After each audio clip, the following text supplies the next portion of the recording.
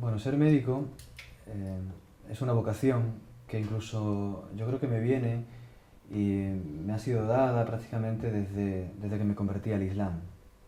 Porque al convertirme al Islam hubo un momento como de preclaridad. Si previamente, sinceramente, yo no sabía exactamente a qué dedicarme, no me gustaba cómo funcionaba el mundo, a qué se dedicaba la gente, cuál era el motor que les llevaba en sus vidas.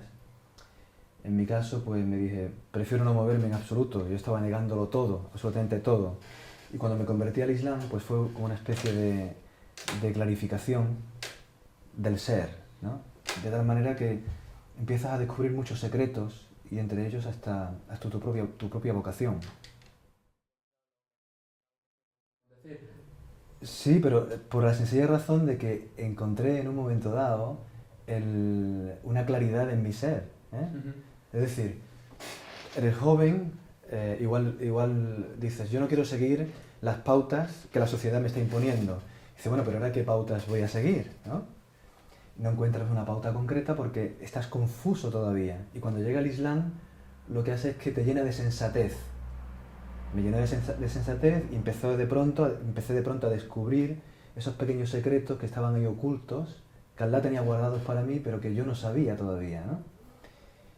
Y efectivamente, empecé a entender cosas que ocurrían antes, en los tiempos de Jahiliya en mi vida, como por ejemplo la predisposición ante el daño ajeno, la predisposición a acercarme y cuidar, o intentar paliar, aunque fuese con una sonrisa, aunque fuese con una palabra, el hecho de querer paliar el dolor. Yo no llegaba a entender en mi vida, antes de convertirme al Islam, por qué la gente sufría tanto, ¿no?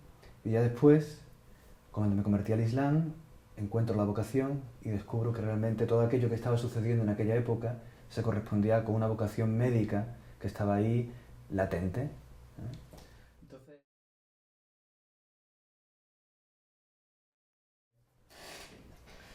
Para mí, ejercer como musulmán la medicina significa lo siguiente. Es que ejerzo una medicina no encubridora. ujú.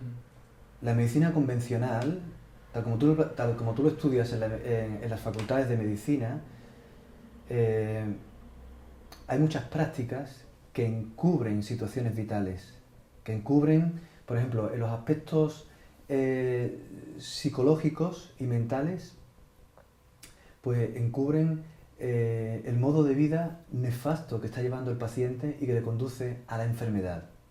A la hora de hacer diagnósticos, se pone algunas veces demasiado énfasis en diagnósticos que van a aportar poco. No quiere decir que con ello que la medicina alopática aporte poco en el diagnóstico. Es más, justo es una de sus grandes aportaciones.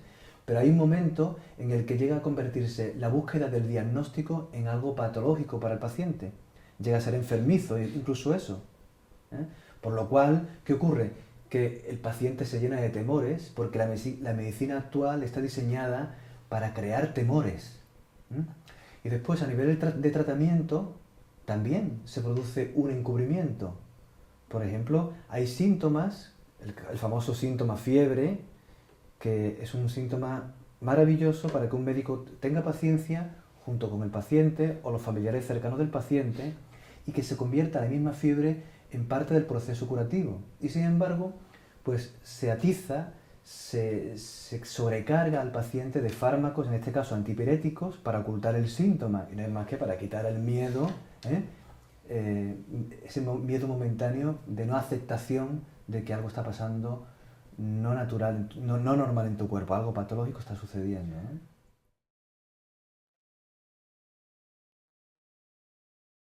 Sí, el encubrimiento es uno de los grandes problemas de este mundo.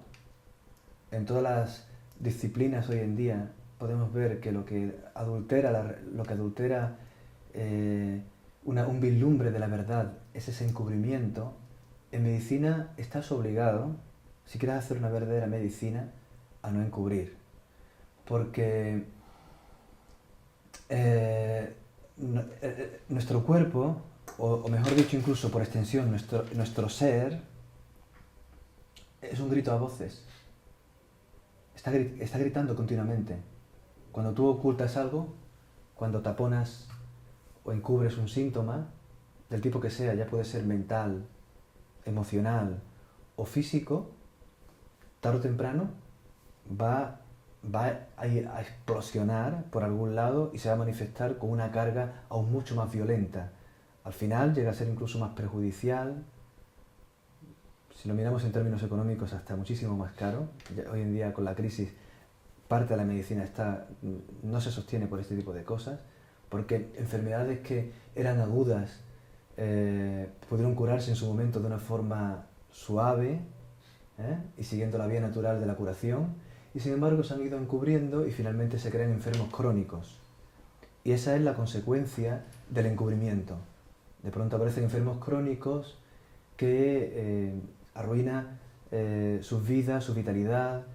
Todos aquellos proyectos que una persona en potencia podría tener, pues se pueden ver muy mermados, porque paulatinamente se ha ido iatrogenizando, es decir, con una actividad médica desproporcionada e incorrecta, se ha ido produciendo una merma de la vitalidad de los pacientes y finalmente una merma de los grandes proyectos que puede tener no solo como individuo, sino como comunidad humana. Ujú.